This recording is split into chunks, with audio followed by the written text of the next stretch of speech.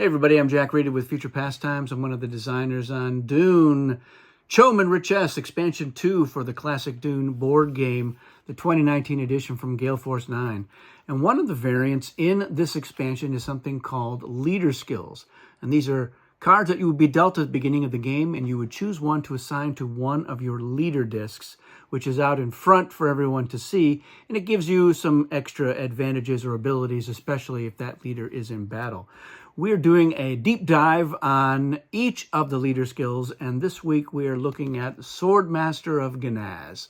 So this is a skill that has two advantages, which they all do. One applies to all of your other leaders, and this one applies specifically to the leader that you have assigned to this skill. So let's take a look at what the Swordmaster of Ginaz does. It's pretty straightforward. You're going to add one to your other leader discs when using a projectile weapon. So long as your Swordmaster with the skill is out in front of your shield, your other leaders will have a +1 to their strength when you are using a projectile weapon, like a sword. I know it seems strange, a sword is a projectile, but that's how these things work in the Dune board game. So the reason that you're dealt these at the beginning of the game, and the reason that there's a switch, you're going to do the treachery card first, then you're going to get the skills, and then you'll do traitors. And so one of the reasons, of course, is you want to know if you've got a projectile weapon before choosing Swordmaster as your skill. And then, of course, that leader is going to be out in front for everyone to see, and then you choose traitors. So it's an important distinction that if you have this leader, let's say that you've chosen Duncan Idaho as your Swordmaster, and you have him out in front of your shield, your other leaders will have a +1 as long as you don't have Duncan behind the shield. So what will happen is when you're in a battle, you have the option of bringing that leader behind the shield and then choosing that leader potentially to be in the battle plan. You're bringing it behind the shield because you want the other players to think maybe that leader is going to be in the battle. But if it's a bluff and you don't use that leader, then your other leaders will not benefit from this top advantage. So that's the trade-off there.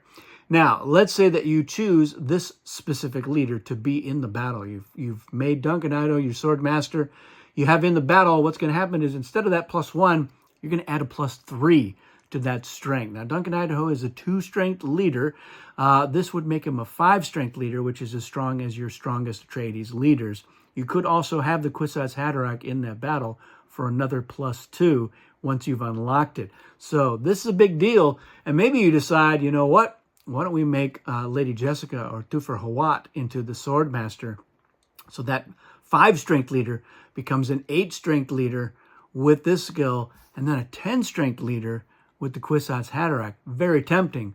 Keep in mind, though, that you'll be making that decision to choose which leader before anyone is dealt their traitors. So if you've got Lady Jessica as your Swordmaster and she ends up being a traitor, you better hope that you've unlocked that Kwisatz Haderach before you use her in a battle so that you can be immune to that, although it does not protect her from becoming a face dancer. So there's always something in the game of Dune. So that is how this skill works. If you've been dealt this and you've been dealt a projectile weapon, this is a pretty good choice because you can get that +1 without risking your Swordmaster. They've basically been training the other leaders, so they're all more effective with the projectile weapon. And that makes for a very formidable skill. Remember, this bonus here, the +3, only applies if the leader survives that battle. So if they're killed, the +3 goes away. So that's it. If you have any questions about Swordmaster of Ginaz or anything having to do with leader skills, there's a link in the description to a more general overview of how leader skills work. So check that out if you're still not clear on the skills themselves. But by all means, ask any questions if you've got them. That's it for this video, everyone. Thanks for watching, and we'll see you again soon.